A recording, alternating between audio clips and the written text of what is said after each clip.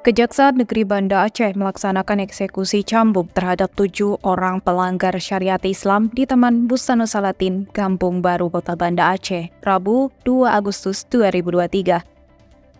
PLT Kajari Banda Aceh Muksan melalui Kasih Intelijen Muharizal mengatakan, ketujuh terpidana dicambuk karena terbukti melanggar Kanun Aceh Nomor 6 Tahun 2014 tentang hukum jinayat. Ketujuh pelanggar yaitu 5 laki-laki bernama Farhan Ananda, Robi Syehrani, Rizky Bahagia yang terbukti melakukan jarimah. Kemudian Hafiz Al-Hilal terbukti melakukan kamar dan zikri fisabilillah melanggar hukum jinayat. Kemudian 2 orang perempuan yang juga melanggar hukum jinayat bernama Irnanda Syafitri dan Ayu Safrina.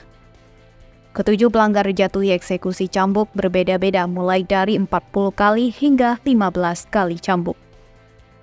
Pelaksanaan eksekusi hukuman cambuk tersebut dikawal ketat oleh pihak kejaksaan, petugas kepolisian dan Satpol PP WH Kota Banda Aceh.